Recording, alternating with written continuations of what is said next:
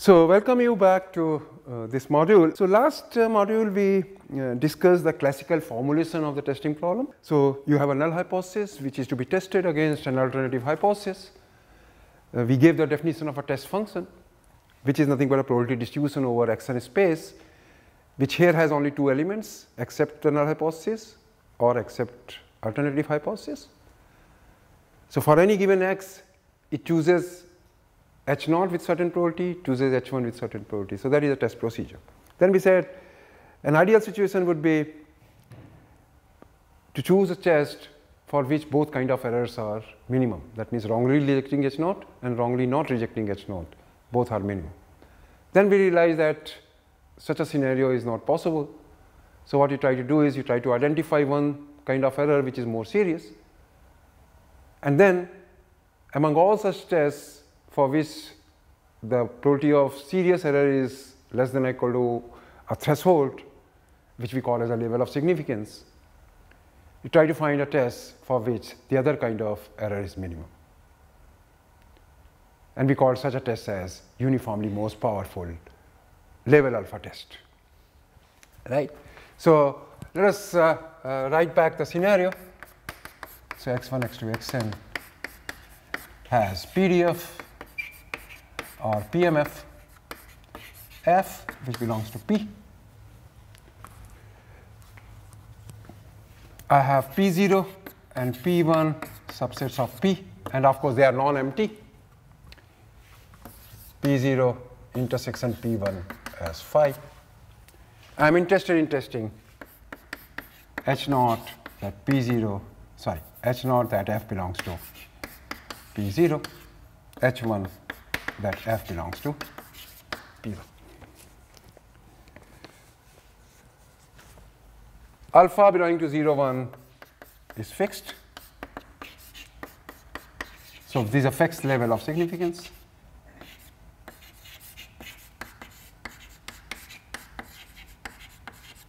And I know my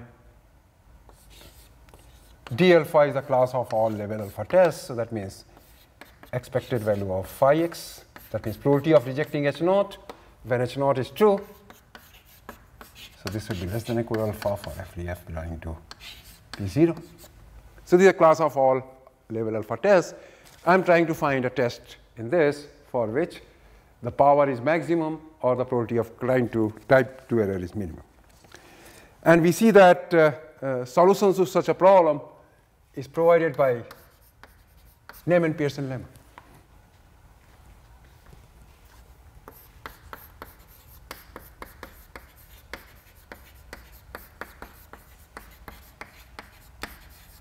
Of course, in its simplest form, Neyman-Pearson lemma deals with the scenario where P0 and P1 are only singletons. So that P0 is same as singleton F0, P1 is same as F1, where Fj is a PDF with respect to sigma finite measure mu j. So note that is two measures may be different. So for example, one may be a discrete distribution, one may be a continuous distribution. Because mu j may be a Lebesgue measure, mu1 may be a Lebesgue measure, mu2 may be a counting measure, or mu1 may be a counting measure, and mu2 may be a Lebesgue measure, which says that one of them is discrete and the other is continuous. Consider testing. So these are results which you did in last class. H0 that your f is same as f0 against the fact that your data is coming from a distribution with PDF f at alpha level of significance.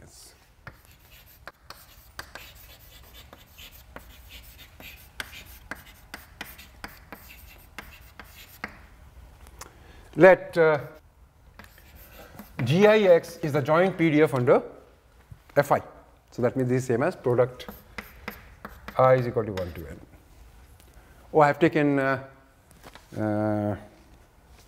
So there is no need. So I can take, because whole vector x1, x2, xn I have taken as f. Doesn't matter. So that I don't have to write down this gix. So first thing is, I should show that this class is non-empty. So that is the first thing which Neyman-Pearson lemma shows, that there is a level alpha test. So existence of alpha level tests. So what does that say? There exists a constant C which can take value 0, and it can take value infinity also, with the interpretation that 0 into infinity will always be treated as 0. So that is the convention I am making. So there exists a constant C belonging to 0 and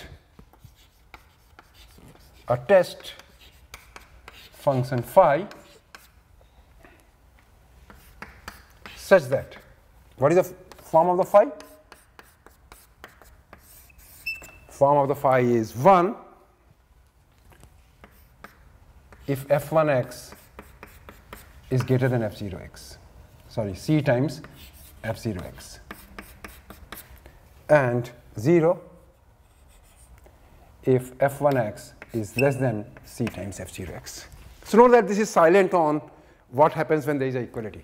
Equality, anything happens. So what it says is there will always exist a test phi which, when f1x is greater than C times f0x, is 1, and when f1x is less than C times f0x is 0. Here it could be anything. And E f0 phi x would always be less than or equal to alpha, which is the level, because here P0 contains only one element. So E of f0 phi is less than or equal to. So there is a alpha level test. So that is what it says. And that alpha level test would have this form. So in that sense, the class of all alpha level tests is non-empty. So I can find a best test over there, provided it exists. So let's look at sufficiency for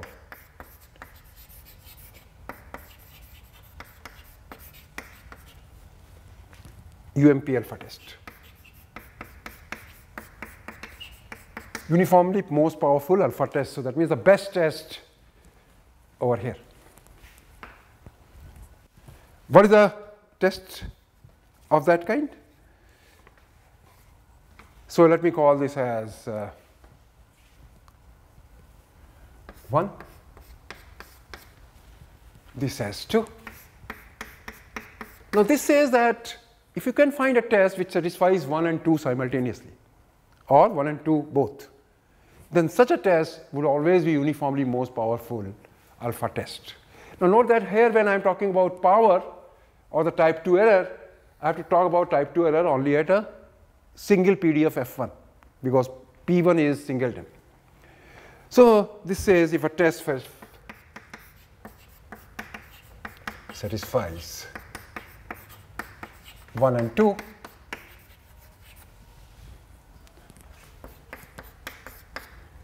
so if a test that we call phi naught satisfies 1 and 2 for some C belonging to 0 to infinity,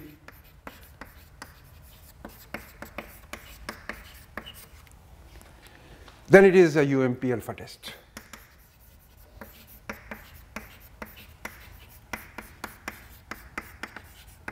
So to find UMP alpha test, this condition is sufficient. So what you do is you try to find a test of this type, which has a lot of flexibility, where there is an equality.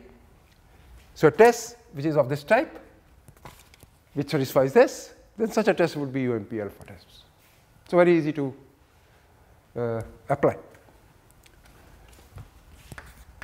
C is the necessity part, that for UMP alpha test it is necessary that it has to be of that type, or in certain sense it may talk about the uniqueness of the uniformly most powerful alpha tests. So necessity for UMP alpha test. If phi is a UMP alpha test,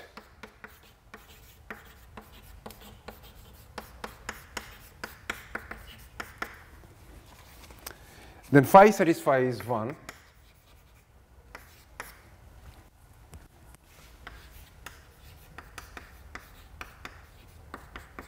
That means it will always be of this type for some c greater than or equal to 0. Of course, c is equal to infinity is allowed almost everywhere mu.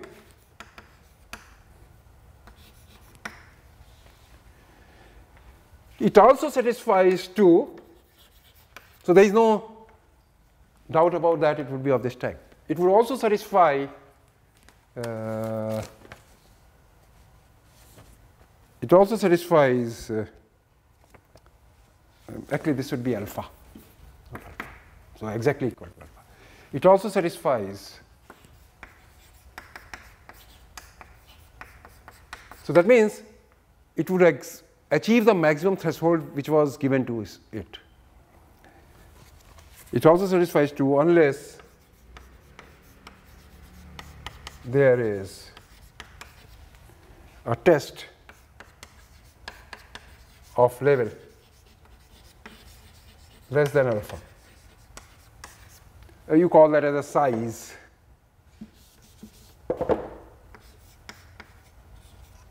Size less than alpha and power 1. What is the size? Size is the expected value of phi x.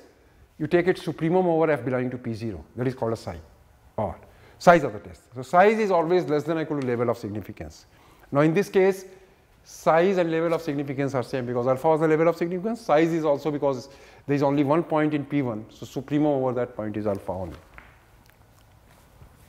So this gives you the importance of Neyman-Pearson level. So it tells you Neyman-Pearson level gives you a way to find the uniformly most powerful alpha test. Now let's try to recall some of the situations where this test is applicable to even alternative hypothesis cases. So simple versus simple, for testing simple versus simple, this test is applicable. For simple testing simple versus alternative, for testing simple versus composite or composite versus composite, there is a test which is in terms of a MLR property. So let me write down this theorem. Now note that phi x is 1, that means it is rejecting H0. If it is rejecting H0, when it is rejecting H0, that means density under H1 is bigger than some constant time density under F0, or in other words, density under H1 divided by density over H0 is greater than C. So if that ratio is greater than C, which gives you that the fact that x is more likely to come from F1 because F1 is bigger than some constant time F0. That gives an indication that, so if C was 1, that is certainly gives you a full indication that the data x is more likely to come from F1 than from F0. So this looks like that means this test is it is very intuitive in the sense that it says you always reject H0 if the probability that data is coming from F1 is larger than some constant time the probability that data is coming from F0. Okay, so now let us look at a situation where I am dealing with a parametric family. So suppose P is F theta, where theta belongs to theta, where theta is a subset of R.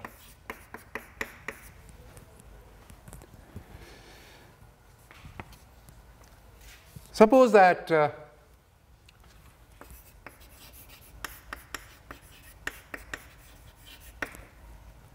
F theta has MLR in theta and Tx.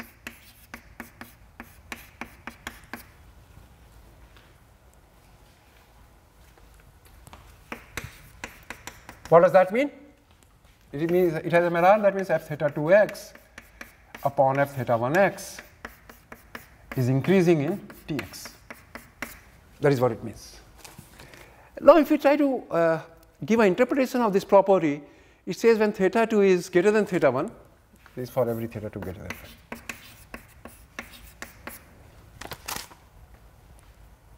So f theta 2 upon f theta 1 can be considered as some kind of a distance between the likelihood that x is coming from theta 2 to the likelihood that x is coming from theta 1. That increases with Tx. So an interpretation of this could be that larger values of theta corresponds to the larger values of x, because this ratio is increasing. So an interpretation of this could be that if you have a MLR property in theta Tx, it says that larger values of theta would correspond to larger value of Tx. For example, if you recall in the normal theta 1 case, you have MLR in theta and x bar, sample mean. So it says, and theta was the population mean. So population mean would, larger values of population mean would correspond to larger values of sample mean. Or analogously, smaller values of population mean corresponds to the smaller values of sample mean. So MLR property basically this says that. And let theta naught belonging to theta be fixed. So what I do is I consider, so here only I dealt with, so of course if one had to test h is equal to theta is equal to theta naught against theta is equal to theta 1, one can use this result. But otherwise, in a situation like this, so suppose you have h naught that theta less than or equal to theta naught against theta greater than theta naught. Note that here h naught is saying theta is taking smaller values, h1 is saying that theta is taking larger values. I have assumed MLR, and MLR says that larger values of theta corresponds to larger values of Tx. So if larger values of theta get captured in the data through larger values of Tx, a test based on intuition would say that you reject h naught, which is if theta is large, but theta is large gets captured in the data through large values of Tx. So a test based on intuition would say that reject h naught if Tx is large, because Tx corresponds to larger values of theta because of the MLR property. And that is what exactly the uniformly most powerful test given by the Neyman-Pearson lemma says. Then there exists a UMP alpha test says that. What is its form? Phi x is 1 if Tx is greater than. In fact, I can simultaneously consider the situation where it is other way. So theta greater than or equal to theta naught and theta less than theta naught. Now in this case, you will reject h naught if theta is small. So that is why phi naught is x if Tx is less than c. When your alternative says that theta is large, you reject h naught if t is large, because larger value of t corresponds to larger value of theta because of MLR. This is same as gamma x if Tx is equal to c, 0 if Tx is less than or greater than c. So everything in bracketed one corresponds to this hypothesis, where c belonging to 0 to infinity and gamma x says that E theta naught phi x is equal to alpha. Now note that this is as long as Tx is greater than c or Tx is less than c, this is a non-randomized estimator because it immediately tells you either reject h naught or don't reject h naught. But if Tx equal to c, it says you go for a second stage of randomization, which can be tossing a coin where probability of head is gamma x and probability of tail is 1 minus gamma x, and the probability of head depends on what you have observed. So if you observe head whose probability is gamma, you reject h naught, otherwise you don't reject h naught. Okay. Second thing is the test which you get over here, its power function E theta of phi naught x is strictly increasing in this case, because in this case it is an increasing function of Tx. As Tx, because Tx smaller it is 0, and then as Tx goes C, it jumps from 0 to 1. So it is an increasing function of Tx. And you know that larger values of Tx will correspond to larger values of theta x. So that means E theta phi naught x, which is an increasing function of Tx, should intuitively be an increasing function of theta, and that is what is happening over here. And in the other case, because it is a decreasing function of Tx, Tx greater than C, it is 0, so it decreases from 1 to 0. Is increasing, decreasing in theta belonging to collection of all those thetas, B theta phi. Sorry, beta phi theta. So you can call this as beta phi naught theta, power function. It's called a power function. B phi theta, which is expected to phi, is called power function. C stress says let theta 1 belonging to theta be fixed, and let alpha 1 is same as E theta 1 of phi naught x. Right? So phi naught x I have determined. Of course, here this C depends on alpha, but I say suppose I choose alpha 1 exactly same as E theta 1 of phi naught x, because E theta 1 of phi naught x would be some quantity. I denote that as alpha. He says such a test, then this test is also uniformly most powerful alpha 1 test, where phi is defined by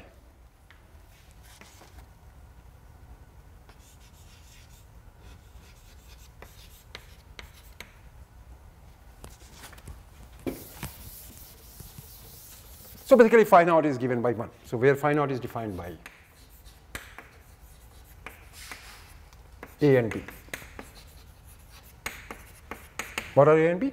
So this is A and B. So of course this C is going to depend on what alpha was. But whatever it may be, I calculate now at E theta 1 phi naught x, and suppose that value is alpha. Then phi naught is also UMP alpha 1 for testing, except that now my null hypothesis becomes theta less than or equal to theta 1, theta greater than theta 1. H naught theta less than or equal to theta 1, H1 theta greater than theta 1.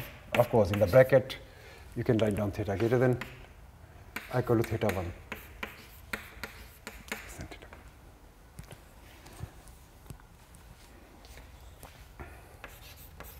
D part. For any theta less than theta naught, that means for any theta in the null hypothesis, in the other case it will be theta greater than theta naught, the test phi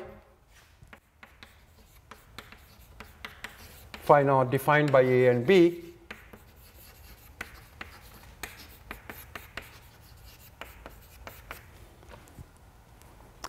minimizes beta phi theta, which is expected value of phi x, which is a probability of type 2 error among all tests satisfying B.